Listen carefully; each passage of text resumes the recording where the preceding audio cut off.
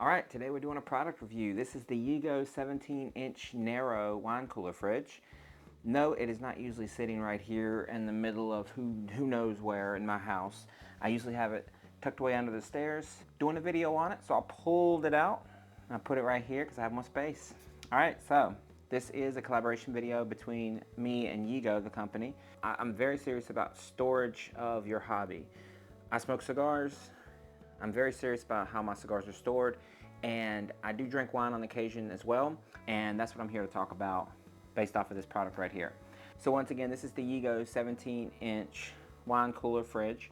The dimensions of this product is 17 inches wide, 18.5 inches deep, so it is going to cover most of your bottles of wine, and 32.1 inches high, so just under 3 feet. It's got a stainless steel door, stainless steel handle, matte black body to the unit. It can be stored freestanding like I have it here. You can also install this unit as an embedded unit along with your cabinets and things like that to give it a more cleaner look. And man, this thing is really nice. It's really cool. Kind of plain looking a little bit, but also that's a good thing. It doesn't stand out too much.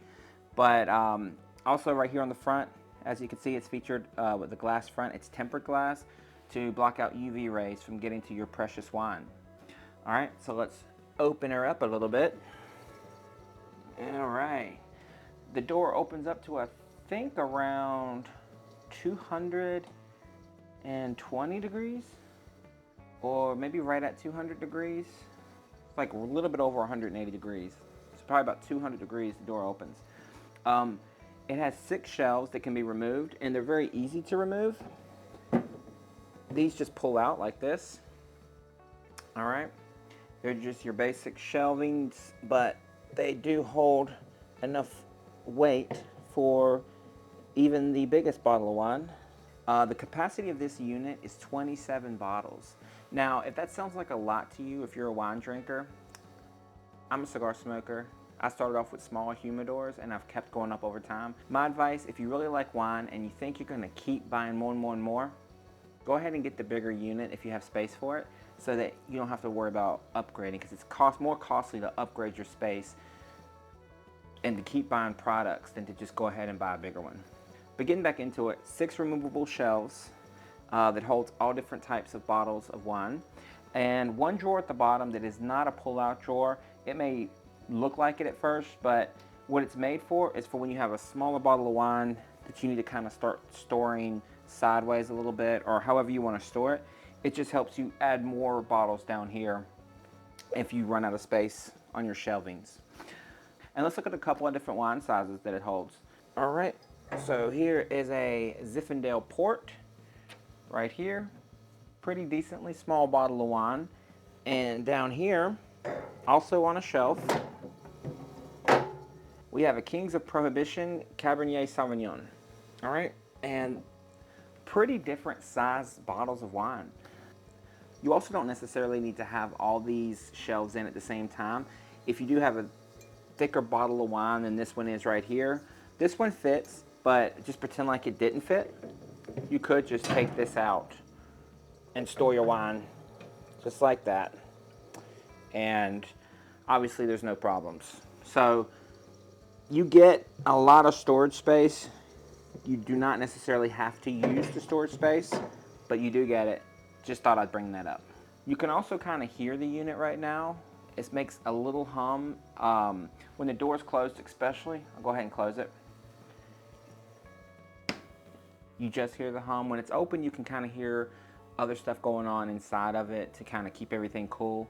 But it's not much different from just your normal refrigerator hum. After it hits the temperature it needs to hit, it does cut off. So it's that kind of thing. We all have things in our house that hum and do all these things, and it just kind of becomes room noise. You don't really hear it. It's not excessively loud.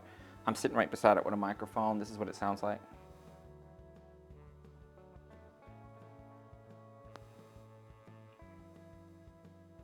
All right, let's get back into it. All right, let's open her up all 200 degrees again. So inside right up here you do have the control system. Lets you control your temperature up and down. Has 4 buttons. You have the power on off, so you don't have to keep unplugging the unit and plugging it back in. It has the light button, which indicates with a beep as well as the light itself once you've pressed it. The other two buttons you have are the temperature buttons. This unit goes between 65 degrees as the highest and 38 degrees as the lowest. These are capacity buttons, meaning they don't actually have a physical push. There's not like really anything that tells you that they've been pressed. It's just a touch push, but the way you're told it was pressed, obviously, is whatever button you chose, the corresponding action happens. They're not uncomfortable to hit. Just know that you don't need to push hard on it. It's a capacity. You can touch it and it understands that you're pushing a button. Another important thing that should be noted about the temperature control is the first time you push anything, whether it be up or down, it will start to blink. And that's just because it doesn't know if you're trying to change it or not yet. So you have to push it again, because you may have pushed the button, but like say for example, you accidentally hit the button thinking it's the light button.